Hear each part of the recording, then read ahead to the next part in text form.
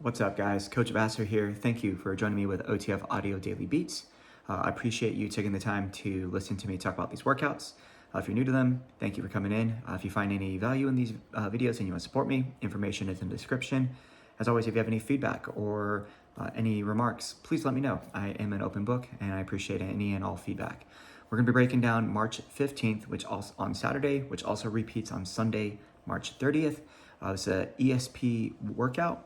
We'll talk about the 2G, the 3G, and then get you on out of here. You will need the benches out on the weight floor. So if you do have them out, make sure they are out, or if they have them up, make sure you have them out for this workout. So as far as key concepts go, on the treads, we're gonna see 2 blocks. Each block alternates between push and base. The catch is the push gets longer and the base is only 30 seconds. The challenge also hits in block 2 where we repeat it, but we add some incline. It's a great day to also build confidence in the workouts like the 12-minute tread for distance. On the rower, we will have a 15-stroke all-out row, and then can you match or beat your distance each time? And then on the floor, we have 2 blocks with cluster sets done 2 different ways. First, high reps that are used to work on endurance, and then lower reps to build strength. All right, so let's dive into it. Looking at the tread side first, we're gonna see 2 blocks as mentioned. 10 minutes in block 1, 90-second walk recovery, and then a 12-minute block in block 2. Now in block 1, everything is flat road for the joggers and runners, but they're gonna establish a 1-minute push that they are going to try to maintain throughout the block, where the final push is 2.5 minutes. So if you could set that expectation of like, hey, what we're doing here, we wanna be able to do at the very end, they wanna start conservative. In all honesty, joggers and runners 0.5 to maybe 1 over their base, knowing that their recovery is only 30 seconds. In this 10-minute block, there's only 2 minutes of active recovery. So this is a block where once the heart rate is up, it's gonna stay there. So those bases are more about just a moment to kind of mentally reset than physically recover. So give that expectation of like, it's gonna be tough. And that's okay. That's why they're there, to kind of get out of that comfort zone and kind of build that tolerance for a long time in that uncomfortable feeling, like when they do the 12-minute tread for distance. So 1-minute push, 30 base, then it's gonna be 90 seconds, 2 minutes, 2.5 minutes. All of those follow a 30-second base, and then a 1-minute all out to finish the block. All right, once again, they are trying to maintain that push intensity or stay as close to it as possible. So if people start to pull back maybe 0.1 every round, that's totally fine because that's still relatively close. We also want them to make sure they maintain their base. So whatever they were doing in that first 5-minute warm up, that's what they should be doing during this block, okay? Ideally, we don't see people taking walks. That's because they were too aggressive on their push. A call out they have is, think about the push speed is a hit and hold speed that they could do for their 12-minute tread for distance. So if you have anyone who had recently done that, think about the speed they were using. Let's try to have them use that as their push for today. So if it is pretty conservative, it might not feel too bad at the beginning, but by the end, definitely very tough. Block 2 is set up the exact same way. The only difference, there's 2 of them actually, all the pushes are now a 1% incline higher, okay? On the template, the power walkers, it's a 4% incline or greater, so emphasize an increase to walk speed for that push to kind of elicit that challenge there. Now, joggers and runners, this is a new block. They can set a new push that they want to try to stay within for this block, because every push is at that 2% incline, and then they also get a 1-minute base afterwards. So they have 4 bases in this block. Each one is a minute. This block is 12 minutes long. So kind of simulate that idea of the 12-minute tread for distance, but now they're going to alternate between pushes and bases for those full 12 minutes until, of course, they finish with a 1-minute all out. Knowing that there is a little bit of incline and there is some base recovery, they might not get what they normally get in that 12-minute tread for distance, but they might get really close, honestly. And that would be pretty cool to see, because hopefully, like it says, builds confidence for when they do that benchmark. Now, when we look at the weight floor, block 1 is just on the floor. We have work and rest cluster sets. They're gonna do a pretty unique setup where the first one is going to be goblet, alternated step out squats. They'll take 10 seconds to recover, and then they're going to do bench lateral hopovers for a little bit of power work, as many reps as possible. So they load up like that lateral glute muscle from the step out squats, and then they fatigue the muscle with that power explosiveness with that second movement. In all honesty, this is one where the as many reps as possible should be cut off when they start to decrease their power output. So when they're not as explosive, they're not jumping as high, that's when prop members should stop, because then we're seeing that degradation of output.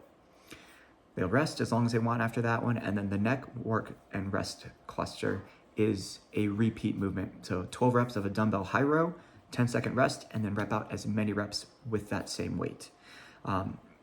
With it being a relatively high rep count, they might use more light to moderate weight, and when they hit that AMRAP, they'll probably get, for 12 reps, we should see somewhere between like 6 to 10-ish extra reps.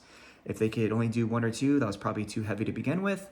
If they could match another 12 reps, no problem, after a 10-second break, that was probably too light. So that, of course, is a conversation to have off mic with certain members, because maybe that is their goal, is to just get a very high volume work with low weight. After that, they'll rest, and then they have a core movement, the high plank to alternating side plank for 12 total reps. And then they take it back to the top with the goblet step out squat. Block 2, similar idea with different work and rest, but now we also include the rower instead of a plank exercise. So we're going to see lower body is going to be moderate to heavy weight with a bench bridge, shoulders on the bench, they 10 reps or 8 reps, 10-second rest, and then as many reps as possible. And then Arnold press, regular, same idea with a drop set or cluster set, do 8, rest, do as many as they can. So with this being at 8 reps, more moderate towards heavy on that weight, with the as many reps as possible, they should probably get close to like 5 to 7-ish extra reps.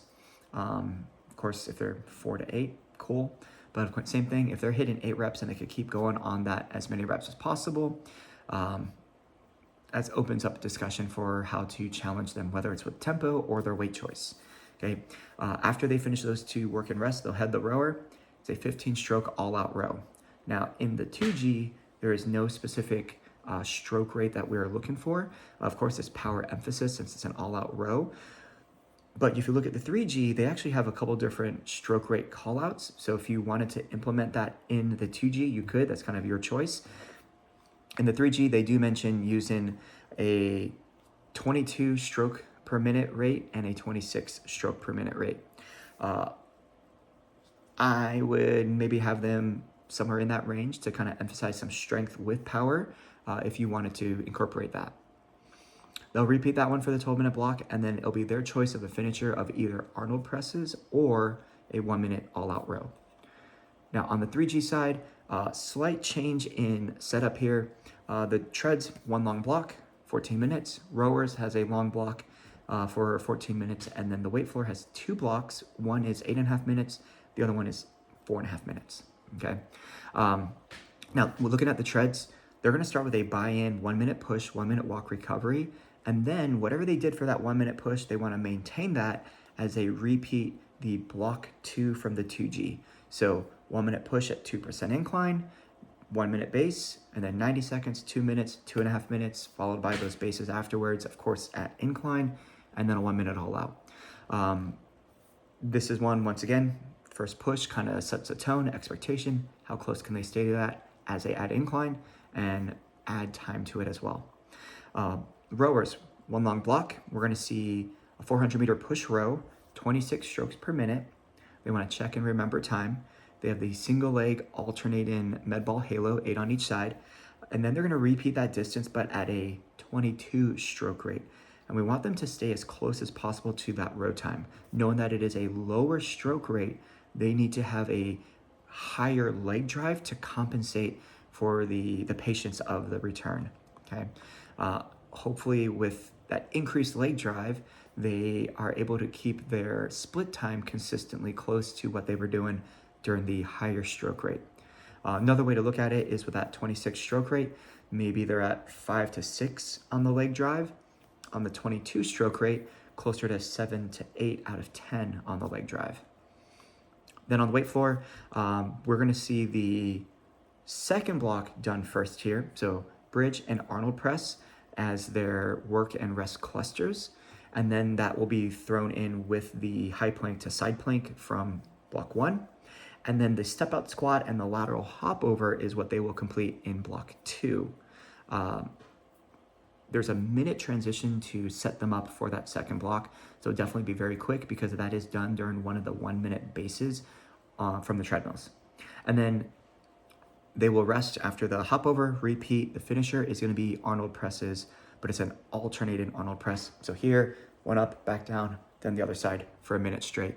So they'll probably get about 10 to 12 reps, up to 10 to 12 reps per arm. Probably closer to like 8 to 10, honestly. But there you go, that's the 3G. As always, any feedback, please let me know. If you found value in this, give me that heads up. Otherwise, you got this, coach it down.